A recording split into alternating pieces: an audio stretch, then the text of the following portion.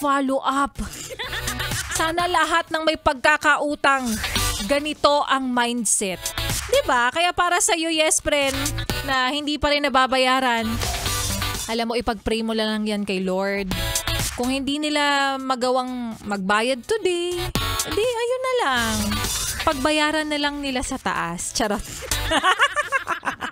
Maayong hapong muli sa mga maot at guwapa na yes friend natin. Kasama mo na nga kakwentuhan, kachismisan, karatig, katuwang at kaututang dila rin. Ngayon pong araw ng favorite day ng napakaraming nakikinig ngayon, which is Friday. Palakpakan ng sarili, palakpakan ng bawat isa dahil nagawa mong makasurvive ngayong linggong ito. Eto ka ngayon, pinipilit pa rin pumasok kahit alam mo lantang-lanta ka na. Achievement pa rin yan. Pero mas achievement pa rin kapag ikaw ay napasaya namin. Oo. Bukod sa pamimigay namin ng mga papremyo dito at pagsali mo sa pera-pera lang yan, aba yes friend, may inihanda rin kami para sa'yo next week. Nako, panigurado, pinuntahan mo na to at ngayong taong ito, yes friend, puntahan mo na rin at makisaya makisaya ka na sa amin para sa aming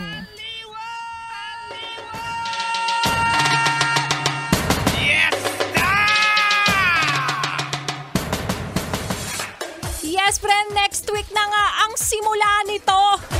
Ano ba? Papalampasin mo ba? Syempre hindi, di ba? Taon-taon na nga namin tong ginagawa, yes friend. And it's official. Aliwan Fiesta. June 27, 28 at 29 na po yan. Magbigay lamang tayo ng mga ilang pasilip sa'yo. Dahil sa June 27, which is yung day 1 natin, tugtog ng Aliwan and now trending, the Pasakalye Concert. So ano na, handa ka na ba sa pagbubukas ng tinaguriang Festival of Champions? Ang Aliwan Fiesta ngayong taon? Nako, manigurado, marami na naman ang pupunta dito.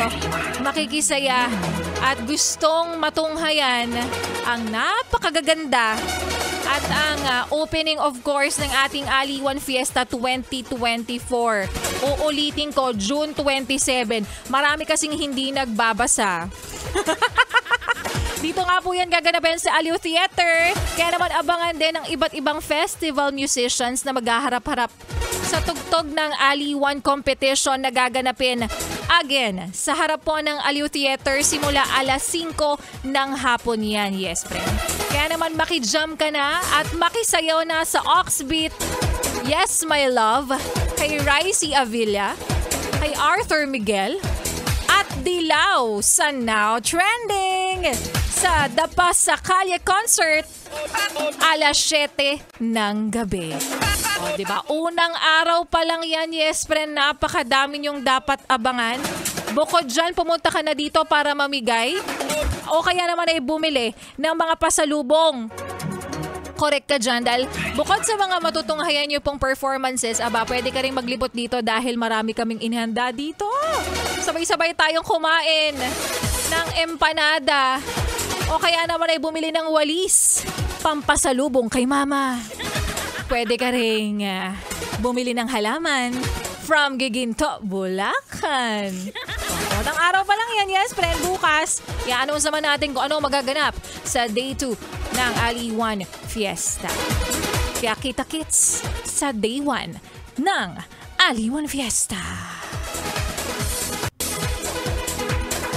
At magbabalik po, yes friend, sila Ikabarista. Kaya naman wag mo nang ilipat ang iyong stasyon.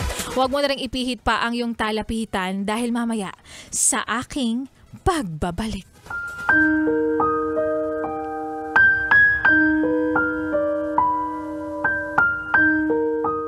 Kapag naranasan mo ng magmahal, natatakot ka ng mag-isa ulit.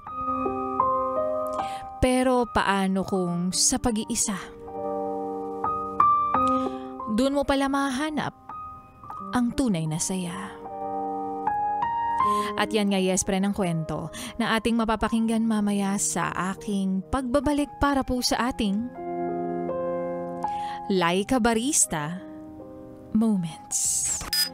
Pero ngayon ituloy muna natin ang pakikinig mo, pagsabay mo sa mga kantahan natin ngayong hapon po ng Friday habang ikaw ay bumper to bumper na naman ang eksena. Well, ano bang bago kapag Biyernes, di ba?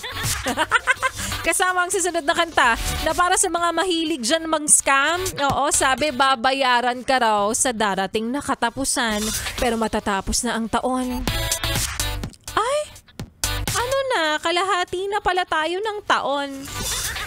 Sipin mo yon, hindi ka pa rin nababayaran. Buti na lang, may alam ka talaga sa bangkukulam. Charot. Kaya naman, here's Lil Butang by Paul Russell. Dito pa rin sa 101.1 Yes FM.